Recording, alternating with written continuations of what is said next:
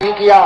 गोस्वामी तुलसीदास जी से जब पूछा गया कि धर्म की परिभाषा क्या है, तो उन्होंने माला, तिलक, अयोध्या, तीरथ, सरजू, हरिद्वार, काशी, वृंदावन के तरफ इशारा नहीं किया, लेकिन पूरे रामचरितमानस में गोस्वामी तुलसीदास जी ने जिन 3 जगह पर धर्म का चर्चा किया है वो मैं आपको सुनाऊं। सुनेंगे आप? सुनने के लिए तैयार हैं? सुनिए। कबीर के नाम से सुनाऊं तो हो सकता है कि आपको इंजेक्शन लगाने की जरूरत पड़ जाए, दर्द उठ जाएगा, क्योंकि आपको बताया गया है, एक अफवाह के माध्यम से आपके दिल दिमाग का वॉशिंग किया गया है पंडितवादी सोच के लोगों के द्वारा कि कबीर कुछ माने छे, नहीं देवी माने छे, नहीं देवता माने छे, न ईश्वर मानता है, न भगवान मानता है। किसने कहा कि कबीर देवी नहीं मानता है? मैं चिल्ला चिल्ला के कहता हूं, आप सुनिए कि कबीर देवी भी मानता है, कबीर देवता भी मानते हैं, कबीर ईश्वर भी मानते हैं, कबीर भगवान भी मानते हैं, कबीर परमात्मा भी मानते हैं, कबीर हर चीज को मानता है। लेकिन आपके मानने का जो तरीका है, कबीर के मानने का तरीका आपसे भिन्न है। कबीर नहीं मानता है ऐसी कोई बात नहीं है, ये मैं कह रहा हूं। कबीर मानते हैं लेकिन आपके तरीके से नहीं मानते। आप ईटा को खड़ा कर देते हो, कहते ये भगवान है। कबीर कहता हमको मोतियाबिंद नहीं हुआ, हम नहीं माने, हमको दिखाई दे रहा है ईटा है, तुम कहते भगवान है। कैसे मानेंगे भाई? अब ईटा को हम भगवान न कहे तो हम भगवान को नहीं मानते हैं। भगवान को मानने की ठेकेदारी आप ही लिए क्या? आप गोबर धर देते, कहते ये गौरी गणेश है। कबीर कहता है कि हमको रतौंधी तो हुआ नहीं, हम कैसे माने, हमें गोबर दिखाई देता है। तो गोबर को नकार दिया तो हमने देवता को नकार दिया क्या? आप मिट्टी का ढेला रख देते हैं, कहते हैं कि ये देवता है। कबीर कहता है इसको मैं नकारता हूं। और उसको नकारने का मतलब देवी और देवता को नकारना नहीं होता है।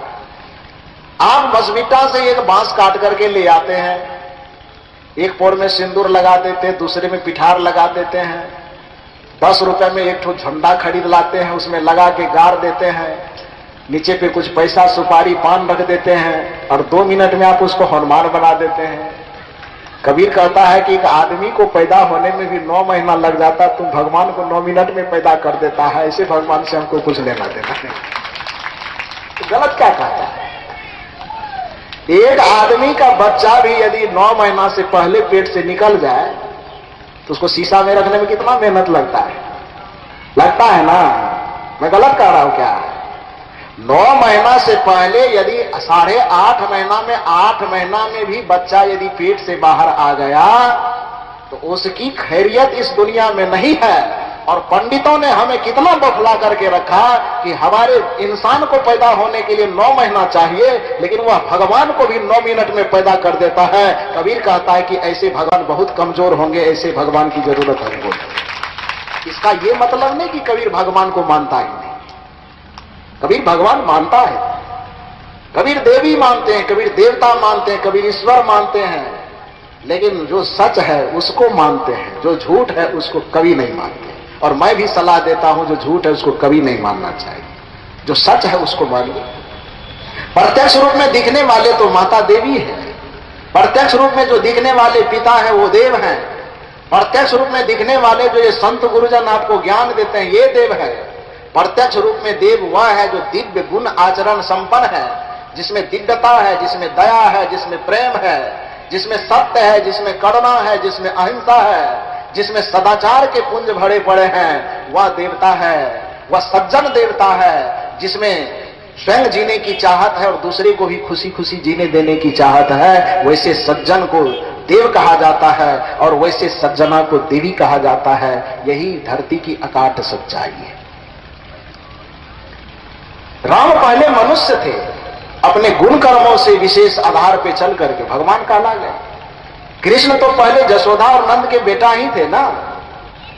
अपने गुणों को विकसित किया, दुनिया में प्रेम का प्रसार किया, मानव से ही नहीं पशु पक्षी को भी अपने सीने से लगाया, मनुष्य ही नहीं वृक्षों जंगलों तक को अपने प्रेम के वशीभूत होकर के झुमाया। तो वह भगवान नहीं बनेगा तो कौन भगवान बनेगा? आप भी कृष्ण की तरह पूरे समाज से प्रेम करना शुरू कर दीजिए ना, आज ही आप भगवान बन जाएंगे। एक बात मैं पूछता हूं, अब्दुल कलाम को अभी वर्तमान युग का पूरे कोई भी जो चीज, भले ही वह किस धर्म से ताल्लुकात रखता हो इससे मतलब नहीं है, लेकिन डॉक्टर एपीजे अब्दुल कलाम अपने बचपन से लेकर के आज तक का जो जीवन उन्होंने जिया, इस धरती के लिए, इस मनुष्यता के लिए, इस मानवता के लिए उन्होंने जो करके दिया, आगे आने वाली पीढ़ी, आपको लगता है कि अब्दुल कलाम को भगवान नहीं कहेगा? कहेगा ना जी। महात्मा गांधी ने इस देश को जो दिया, दुनिया के बहुत बड़े साइंटिस्ट, दुनिया के बहुत बड़े वैज्ञानिक आइंस्टीन ने कहा था कि आने वाले युगों में मनुष्य को यह विश्वास नहीं होगा कि 3.5 हाथ के हार 5 चांद वाले पुतला वाला शरीर इस पूरे भारत को अंग्रेजों की गुलामी से आजाद कर दिया। ऐसा विश्वास नहीं होगा आदमी को। जिस गांधी ने न बर्छी न भाला न खड़ग उठाया, का गाना में गाते हैं, न बर्छी लिए हाथ में न हाथ लिए ढाल, साबरमती के संत तूने कर दिया कमाल। सुनते हैं कि नहीं? आइंस्टीन ने कहा कि ये गाना, ये पंक्ति जो लोगों के दिल और दिमाग में नाच रही है, आने वाले 50, 60, 70 वर्षों के बाद लोगों को ये यकीन करना मुश्किल हो जाएगा कि ऐसा भी कोई व्यक्ति पैदा हुआ जो सत्य और अहिंसा को जीवन में धारण करके अंग्रेज जैसे सल्तनत को देश से उखाड़ फेंक सकता है। यह आदमी को भरोसा नहीं होगा। उसे लगेगा कि गांधी के रूप में कोई भगवान आया था अवतार लेकर के, जो अंग्रेजों को यहां से भगा करके बाहर कर दिया। व्यक्ति अपने गुण कर्मों के आधार पर भगवान बनता है। तो गोस्वामी तुलसीदास जी ने जो धर्म की परिभाषा दी, व्यक्ति के कारण नहीं दी। व्यक्ति में टकराहट हो सकती है, विचारधारा में टकराहट हो सकती है, इसलिए गोस्वामी जी से जब पूछा गया, शायद उस समय उसका दिमाग ठीक ठाक हो। यदि उसके दिमाग में पचड़ा होता तो फिर वो उल्टा सीधा लिखता।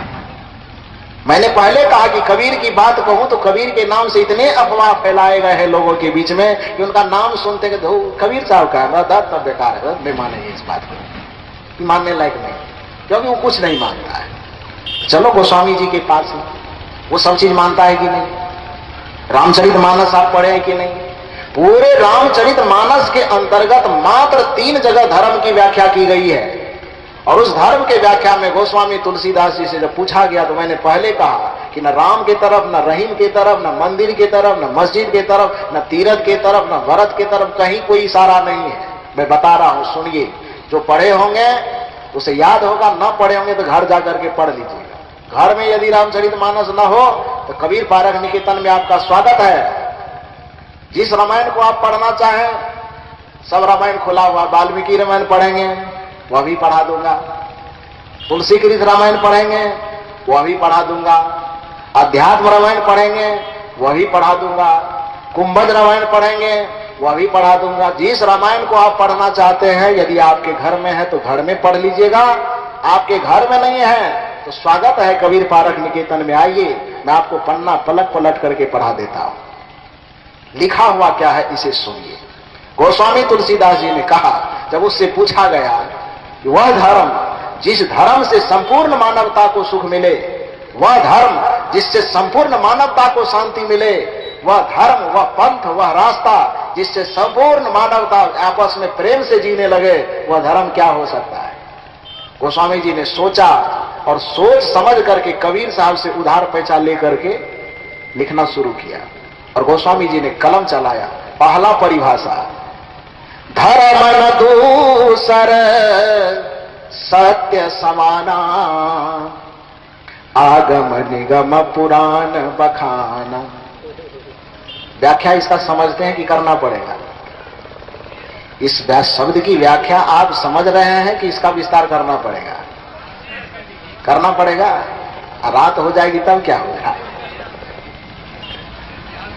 पहली व्याख्या, गोस्वामी तुलसीदास जी धर्म के मामले में वह न तो राम के तरफ, न रहीम के तरफ, न करीम के तरफ, न, मैंने पहले कहा यदि आप धार्मिक हैं, यदि आप सत्संगी होना चाहते हैं तो व्यक्तिवाद से ऊपर उठिए। कबीर से ऊपर उठ जाइए, आप राम से ऊपर उठ जाइए, आप रहीम से ऊपर उठ जाइए, कृष्ण से ऊपर उठ जाइए, करीम से ऊपर उठ जाइए, मंदिर से ऊपर उठ जाइए, मस्जिद से ऊपर उठ जाइए। देखिए धर्म का असली रूप आता है सामने में। गोस्वामी जी के अनुसार जानने की कोशिश कीजिए। धर्म न दूसर सत्य समाना, आगम निगम पुराण बखाना। सीधा सा अर्थ है कि धर्म न दूसर सत्य समाना, सत्य के समान इस धरती पर दूसरा कोई धर्म नहीं है। आगम निगम पुराण बखाना, यह 6 शास्त्रों में, 18 पुराणों में, 4 वेदों में इसका यही सारांश है कि सत्य के समान इस धरती पर कोई दूसरा धर्म नहीं है। ये किसने लिखा? किसने लिखा? गोस्वामी तुलसीदास जी। अब यदि सत्य को हम अपनाएंगे तो सत्य में कोई सिद्धांत का टकराहट होगा क्या? सत्य में कोई मत का टकराहट होगा क्या? सत्य में कोई पंथ की टकराहट होगी क्या? सत्य में कोई मजहब की टकराहट होगी क्या? सत्य में कोई जाति बिरादरी, बैकवर्ड फॉरवर्ड, ऊंच नीच, ब्राह्मण क्षत्रिय वैश्य शूद्र इसकी टकराहट होगी क्या? सत्य सबके लिए अनुकरणीय है। इसलिए आप कबीर को धारण करें न करें, आप सत्य प्रेम करुणा को जरूर धारण कर ले। यही कबीर पारक निकेतन का संदेश है। धर्म न दूसर सत्य समाना, आगम निगम पुराण बखाना। ये धर्म की पहली व्याख्या गोस्वामी तुलसीदास जी के मुंह से निकली। दूसरा पूछिए, दूसरे जगह फिर पूछा किसी ने कि एक बठो से संतोष नहीं हुआ, दूसरा में बताइए। गोस्वामी तुलसीदास जी दूसरा चीज बता रहे हैं। परम धर्म श्रुति विदित अहिंसा, पर निंदा सम अघन गरिंसा। धर्म की चर्चा दूसरी जगह। परम धर्म श्रुति विदित अहिंसा, पर निंदा सम अघन गरिंसा। इसका अर्थ होता है कि श्रुतियों में, शास्त्रों में, वेदों में, पुराणों में, सनातन संस्कृति में जो धर्म की परम व्याख्या है, उस परम व्याख्या का नाम है अहिंसा। परम धर्म श्रुति विदित अहिंसा। शास्त्रों में, वेदों में जो परम धर्म कहा गया है, उस धर्म का नाम है अहिंसा। गोस्वामी जी ने ये नहीं कहा कि परम धर्म है राम का मंदिर। गोस्वामी जी ने ये नहीं कहा कि परम धर्म का नाम का मतलब है अयोध्या जाना, तीर्थों में घूमना, पूजा करना, पाठ चढ़ाना, हवन करना, ये करना, वो करना, ये नहीं कहा। तो अब क्या कहा? परम धर्म श्रुति विदित अहिंसा, पर निंदा सम अघन गरिंसा। परम धर्म, श्रेष्ठ धर्म, जो सबको स्वीकार करने योग्य है, जो सबको मानने योग्य है, उस धर्म का नाम है अहिंसा। अहिंसा को जीवन में धारण करें तो इससे जीवन में किसी से कोई विवाद, किसी से कोई सैद्धांतिक टकराहट नहीं होगी। होगी क्या? तीसरे जगह फिर पूछते हैं गोस्वामी तुलसीदास जी से कि गोस्वामी जी 2 बार पूछ लिए, तीसरा बार बताइए। तीसरा बार बताइए। हो सकता है 2 बार में इधर उधर कहीं मिस्टेक कर गए हो आप, तीसरा बार बताइए। गोस्वामी जी से पूछते हैं। गोस्वामी जी तीसरा बार धर्म की व्याख्या कर रहे हैं। परहित सहरी सधर्म नहीं भाई। सुन रहे हैं ना बढ़िया से? कान ठीक ठाक है कि नहीं? ठीक रखिए। कबीर पर तीर चलाने से काम नहीं चलेगा, दूसरा का भी हथियार में लेके रखा, कहां जाइएगा भाग के आप। गोस्वामी जी कहते हैं परहित सहरी सधर्म नहीं भाई, पर पीड़ा सम नहीं अधमाई। क्या व्याख्या है इसकी? परहित सरिस धर्म नहीं भाई, पर पीड़ा सम नहीं अधमाई। अर्थ इसका यह होता है कि दूसरे का उपकार, दूसरे का भला, दूसरे का हित करने के समान इस धरती पर कोई धर्म नहीं है, और दूसरे का अपकार, दूसरे की हानि करने के समान इस धरती पर कोई अधर्म नहीं है। यही गोस्वामी तुलसीदास जी ने धर्म की व्याख्या की है। अब इसमें 3 बातें उभर करके आई। पहला व्याख्या में सत्य उभर करके सामने आया, दूसरी व्याख्या में अहिंसा उभर करके सामने आया, और तीसरी व्याख्या में परोपकार, परहित, दूसरे का काम आना, यह उभर करके आया। कबीर की बात छोड़ दीजिए, गोस्वामी की इन तीनों धर्म की व्याख्या को हम मान लें कि सत्य को अपना लें, अहिंसा को अपना लें और परोपकार की भावना को अपना लें, तो इसमें मंदिर आड़े आएगा कि मस्जिद? इसमें कबीर मत आड़े आएगा कि संत मत? इसमें तुलसीदास आड़े आएगा कि सूरदास? इसमें मीणा आड़े आएगी कि सबड़ी? कौन आड़े आएगी? कोई आड़े आने वाला नहीं। तो मैं बार बार यह आग्रह करता हूं कि मत के चक्कर में ज्यादा नहीं पड़िएगा, और यदि मत स्वीकार करना ही हो तो आप प्रेम मत को स्वीकार करें, आप दया मत को स्वीकार करें, आप क्षमा मत को स्वीकार करें, आप करुणा मत को स्वीकार करें, आप हृदय की शुद्ध भावना सद्भावना मत को स्वीकार करें, और अपने हृदय में जब इन मतों को आप बैठा लेंगे तो बाकी कोई मत में आप हैं अथवा नहीं हैं कोई फर्क नहीं पड़ता है। आप मानवता के बेमिसाल इतिहास है, आपसे ही इस धरती का कल्याण होने वाला है, ऐसा मान करके जीना चाहिए। बुद्ध को किसी मत में, सूर्य को किसी मत में नहीं बांधा जा सकता, हवा को किसी मत में बांधा नहीं जा सकता, पृथ्वी की सहनशीलता को किसी मत में सिद्धांत में नहीं बांधा जा सकता, वृक्षों से देने वाले फल की जो रस्में हैं उसको किसी मत में नहीं बांधा जा सकता, गंगा के प्रवाह को किसी मत में नहीं बांधा जा सकता, फूल से निकलने वाली सुगंधों को किसी मत में नहीं बांधा जा सकता। तो जब फूल से निकलने वाली सुगंधों को नहीं बांधा जा सकता तो हृदय से निकलने वाली प्रेम सद्भावना करुणा क्षमा को किसी मत पंथ सिद्धांत में बांधने की भूल क्यों करते हो मेरे भाई? इसे किसी मत पंथ में न बांधो। मानवता सबसे बड़ा धर्म है, दया धर्म का मूल है, पाप मूल अभिमान। अब तुलसी दया न छाड़िए जब लगी घट में प्राण। होता यह है कि हम धर्म को भी मानते हैं, उधर बकरी भी काटते हैं, इसलिए हमको किसी पंथ की जरूरत पड़ जाती है। दुष्चक्कर ये लगा हुआ है कि हम उधर धर्म भी मानते हैं और उधर पाखंड करने की जरूरत पड़ती है, मुर्गी का गुट्ठी भी चबाएंगे, इसके लिए किसी मत की पंथ की जरूरत पड़ जाती है।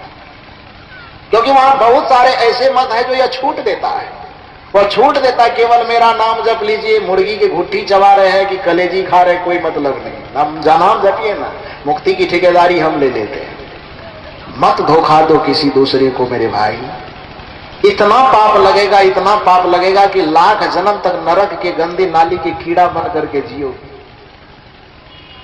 किसी को कष्ट देना ये कौन सा धर्म हो सकता है भाई? किस मत को आप किसको मानते हैं ये कोई बहुत बड़ी बात नहीं है।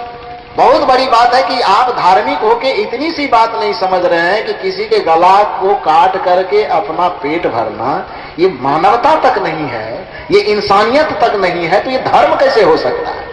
बता दीजिए तो यार। किसी को रुला करके अपने जीवन की खुशी चाहना ये इंसानियत तक नहीं हो सकती है, तो ये भला धर्म और भक्ति कैसे हो सकता है? किसी को तड़पा तड़पा करके अपने पेट के अपने जीव के स्वाद को तृप्त करना ये एक साधारण इंसानियत भी नहीं हो सकती है, तो इसको आप धर्म का जामा कैसे पहनाते हैं? इसको मत का जामा कैसे पहनाते हैं? इसको पंथ का जामा कैसे पहनाते हैं? और चाहे मैं किसी मत का नाम नहीं ले रहा, समझने वाला खुद समझता होगा, समझ जाएगा। जो कोई भी यह कहता है कि हमारे पंथ से जुड़िए, बाकी आप जो खा रहे हैं, जो पी रहे हैं, जैसे जी रहे हैं, कोई मतलब नहीं, मेरा नाम जपिए, उद्धार की ठेकेदारी मेरे हाथ में है, धोखा दे रहा है आपको, लुटा जाएंगे आप। आपका वैचारिक शोषण होगा, आपका आर्थिक शोषण होगा, आपका चारित्रिक शोषण होगा, आपका धार्मिक शोषण होगा, आपका मानसिक बौद्धिक और आत्मिक शोषण होगा।